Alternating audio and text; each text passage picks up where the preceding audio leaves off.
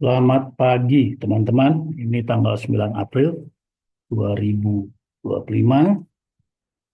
jam 9 lewat 29 menit di Bali. Jadi sebentar lagi di Jakarta, bursa akan dibuka. Ah, sedikit ngobrol.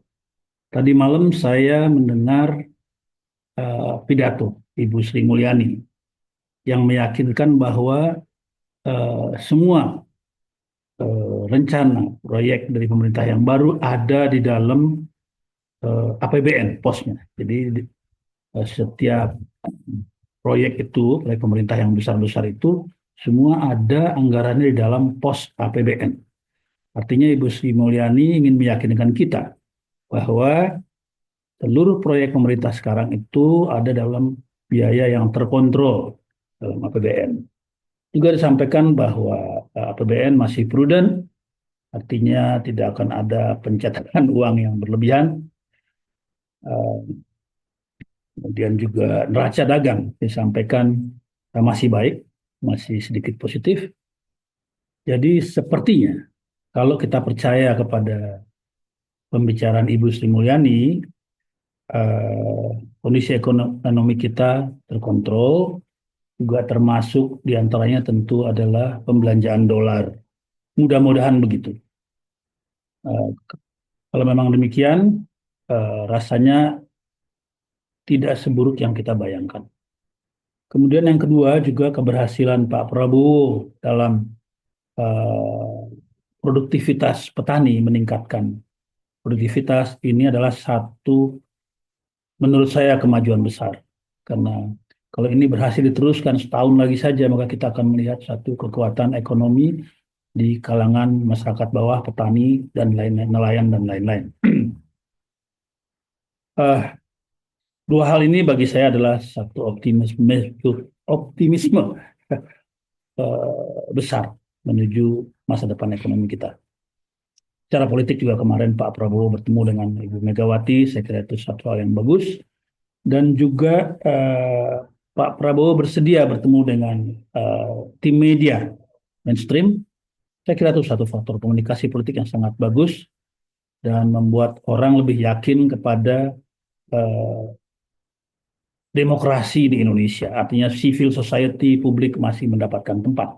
Tidak sebagaimana yang dikhawatirkan dengan eh, kembalinya militer di kekuasaan Indonesia.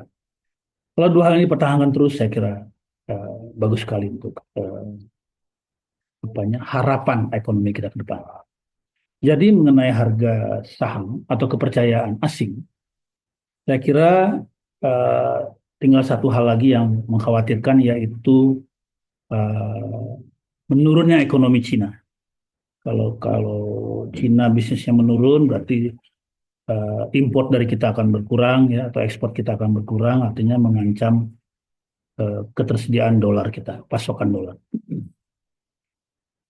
Ini kita belum tahu dampaknya.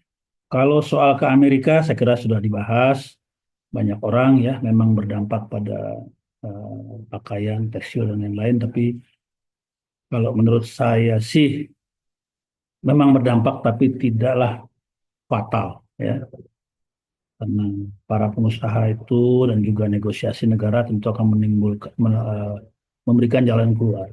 Saya sih optimis seperti itu. Jadi mengenai harga saham, menurut saya sih tidak layak untuk dibanting lagi eh, seperti kemarin. Kalaupun dibanting juga, ya itu diskon besar lah, diskon besar. Saya kemarin membeli sedikit, belum berani banyak-banyak, sedikit-sedikit saja sana sini, ya. Dan hari ini kalau dibanting lagi, ya kalau saya sih alhamdulillah, ya, karena saya yakin ekonomi kita akan segera bangkit kembali.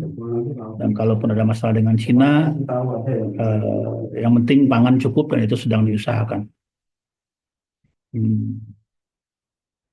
Saya tidak melihat kekhawatiran dari Ibu Sri Mulyani tentang cash flow negara, ya. Ya mungkin sudah disiapkan juga bagaimana mengaturnya.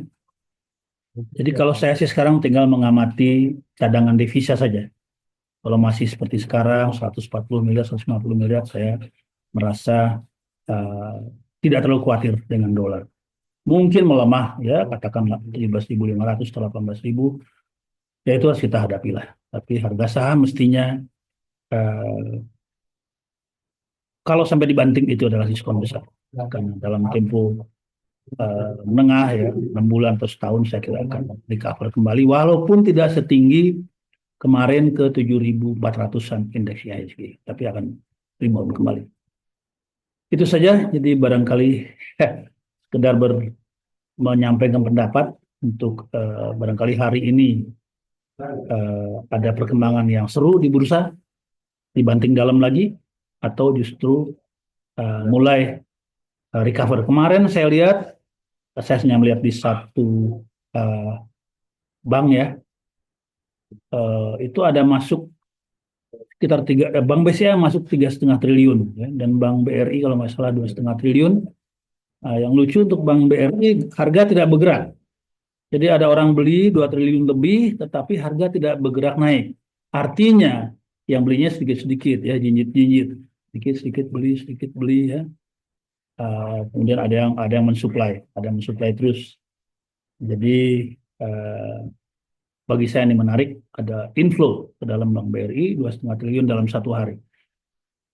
Kita lihat hari ini, ya, saya sih kalau dibanting lagi ya beli lagi.